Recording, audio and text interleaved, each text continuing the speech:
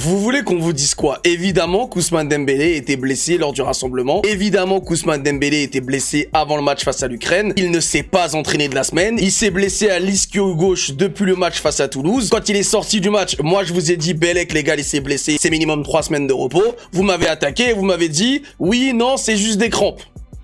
Du coup, quand tu ne t'entraînes pas et que tu restes en salle, tu forces sur l'autre jambe. Qu'est-ce qui s'est passé? Blessure de compensation. Ousmane Dembélé s'est pété l'ischio droit. Et là, du coup, on n'est plus sur 3 semaines de repos, mais sur 6. C'est désormais officiel. Ousmane Dembélé va rater le match face à l'Atalanta Bergame et face à l'Olympique de Marseille. Et attention, c'est pas dit qu'il soit en forme pour pouvoir jouer contre le Barça. Du côté de Désiré Doué, c'est plus 3 semaines, 1 mois de blessure. Pour le coup, là, il n'y a absolument aucun rapport avec ce qui s'est passé avec le Paris Saint-Germain. Le joueur était pas forcément en forme, mais il était apte pour jouer, et donc c'est juste un coup de malchance. Lui aussi devrait manquer le match face à l'Atalanta Bergame. Et sinon, comme de mauvaises nouvelles n'arrivent jamais seules, Luis Enrique a fait une chute de vélo et il s'est pété la clavicule. Il a été immédiatement hospitalisé et va être opéré. Décidément, cette trêve internationale est vraiment catastrophique pour le Paris Saint-Germain. En tout cas, en ce qui concerne le cas Ousmane Dembélé, le Paris Saint-Germain est complètement furieux, puisqu'il avait été vu en amont avec le club qu'Ousmane Dembélé ne joue pas face à l'Ukraine. Le pire, c'est que bien que ce dernier se défend, Didier Deschamps ne peut même pas prétexter